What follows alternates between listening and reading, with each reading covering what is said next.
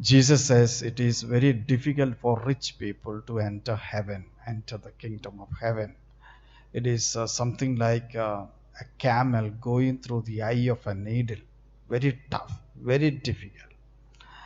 Uh, so the question people ask, will the rich ever go to heaven? Is it sinful to be rich?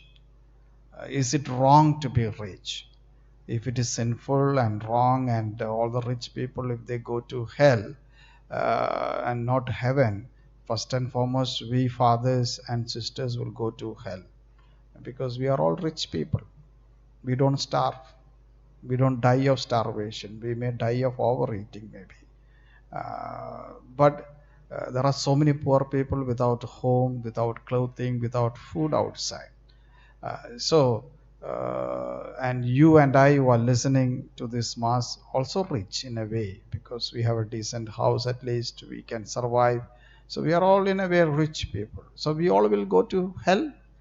Does it mean it is very tough for us to go to heaven? So what does Jesus mean by this? It is actually continuation of yesterday's gospel passage, where Jesus meets a rich young man, and he was asked to follow him, but he did not follow because he was very rich. So what do we learn from here? Three things. So first thing is about rich people. Second thing is about religious. Third thing is about the reward awaiting all of us. And what is the rich people that we need to know?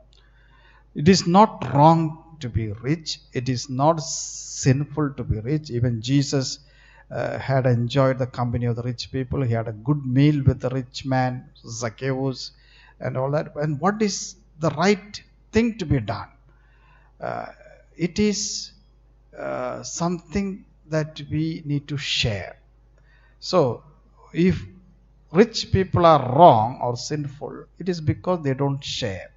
So, it is not sinful to be rich, but we have to share our resources with the poor and the needy. The rich young man was asked to do that, he left. The rich man, Zacchaeus, tax collector, though Jesus enjoyed his company, had a good meal, he shared. He was willing to share. So it is up to all of us. We need to share our resources. What we possess is not ours. We need to be sensitive and caring for the people around us. So on that basis, we will be judged, not because we are rich. So that's the first thing. So don't take it that rich people are sinful or they go to hell. That's the first thing. Second thing, the religious. Peter asks a question, what about us? We have followed you.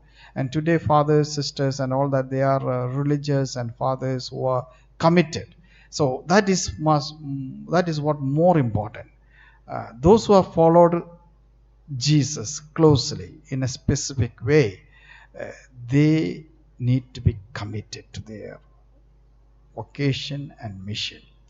And that commitment will require responsibility, care for the sheep. That's why Jesus said, you are the leaders of the 12 tribes, the church. So we who have followed in a specific way, we need to be more committed and more caring for the people around. So it's again same thing like rich people. No difference. We need to be committed to the people. We need to share our gifts and talents with the people, exactly like a rich people.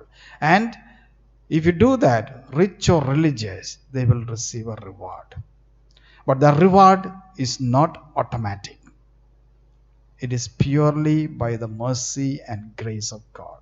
That's the third thing. The reward awaits us, not because of our merit, not because of our good actions, but it is because of God's. That's why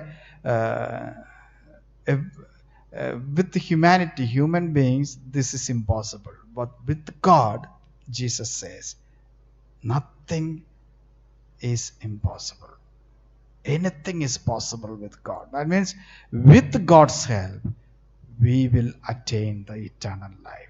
It is God's grace finally that we attain eternal life. But we need to do our role.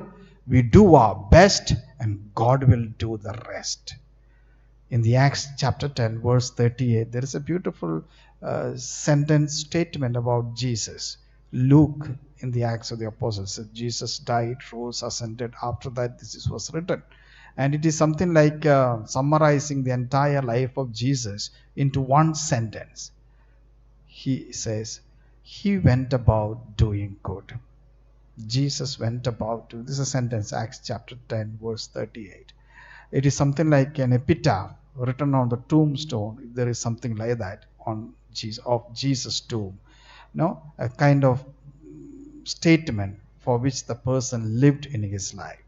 He went about doing good.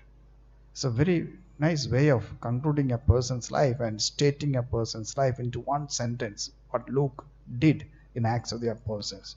That will be same for all of us. Will anybody say about us after our life on this earth? She went about doing good. He went about doing good. John went about doing good. Mary went about doing good. If people say that, that will be the best compliment you can get in this world and the next.